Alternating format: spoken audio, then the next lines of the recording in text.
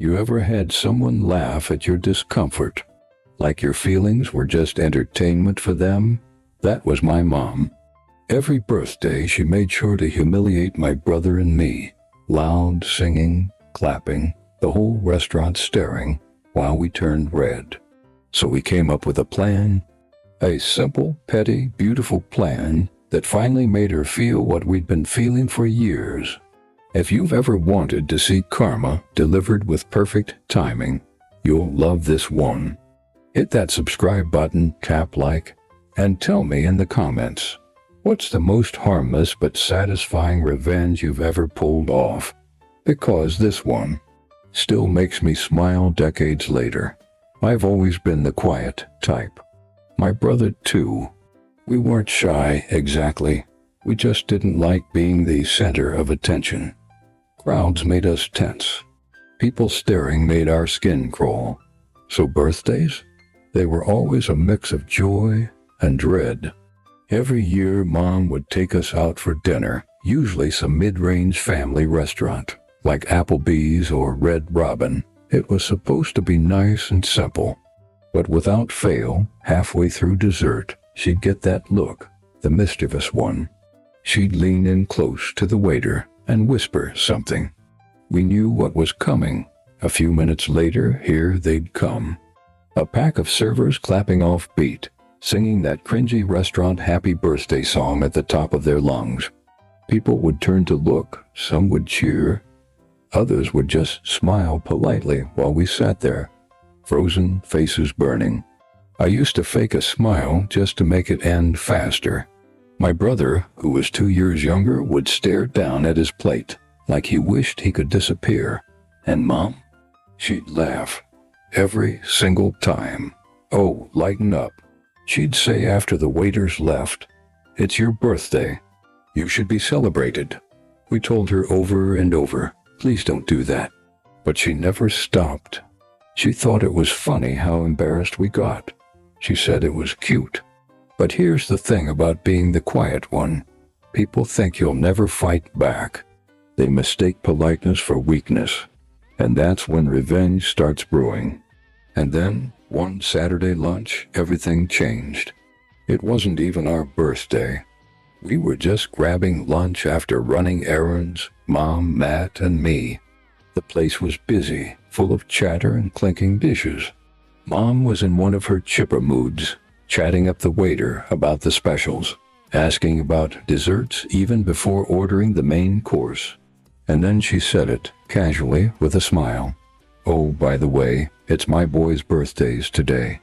Matt and I froze mid-bite. The waiter grinned, nodded, and said, "That's awesome. I'll make a note of it." Mom winked at us, clearly proud of her little joke.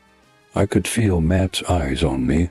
When I looked up, he didn't even have to say anything. That was it. That was the spark. After that day, we didn't even have to talk about it much. We both knew we were done being the punchline. We didn't plan it that day, but a quiet, perfect idea had been planted. A week later, we were out again, a small Italian place downtown, the kind with candles on the tables and Sinatra playing softly in the background. Mom was in her element, smiling, talking, sipping her wine. Matt caught my eye, a smirk curling at the corner of his mouth. Then, casually, like he was ordering extra breadsticks, he leaned toward our server. "Hey," he said quietly, "it's our mom's birthday today. Could you guys do the birthday thing for her?" The server's face lit up. "Of course. We'd love to." I nearly choked trying to hide my laugh.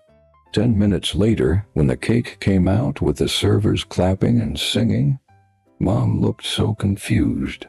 She glanced around, trying to figure out whose birthday it was, until they stopped right in front of her. Her eyes went wide. "Oh, wait, no, it's not my..." Too late. The whole restaurant was singing happy birthday to her. My brother and I were grinning ear to ear. She was laughing, trying to wave it off, saying, "Oh, you guys, you tricked me." Yeah, we did. And it felt amazing. But here's where it got really fun. We didn't stop there. See, revenge that lands once? That's satisfying.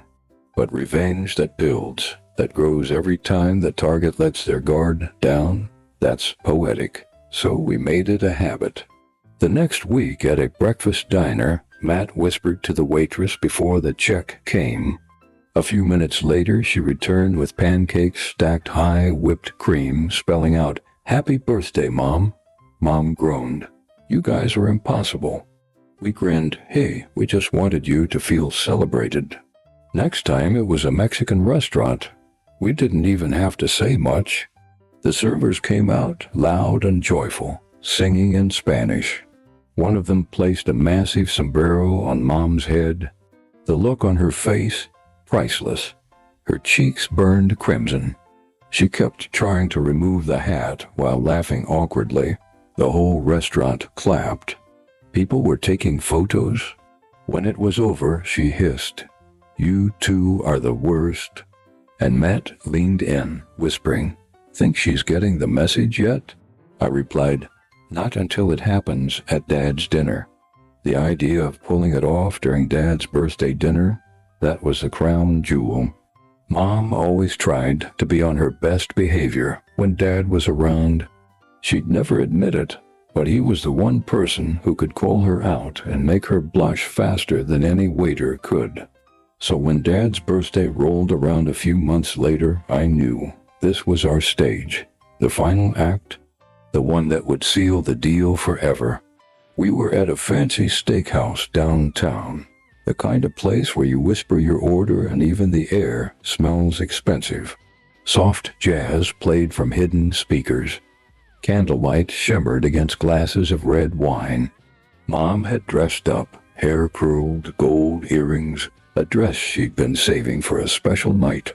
She looked happy, content, and that made it perfect. Matt caught my eye from across the table. No words, no nods, just that silent brotherly telepathy that said it's time. Dad excused himself to the restroom halfway through dinner, and that was my cue. I caught our waiter, a tall guy with a polite smile and that calm, professional tone. "Hey," I said quietly, "it's my mom's birthday tonight.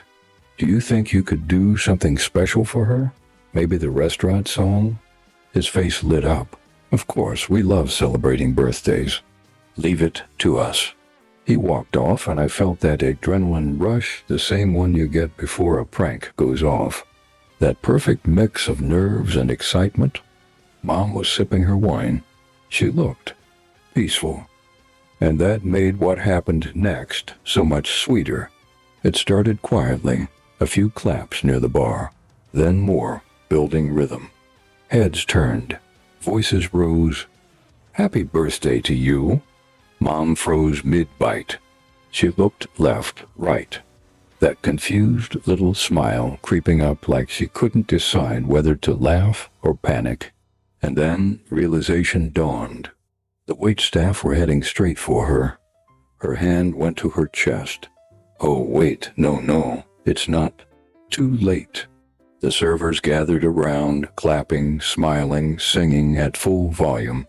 The entire restaurant turned their attention to her. People were cheering, laughing softly, raising glasses.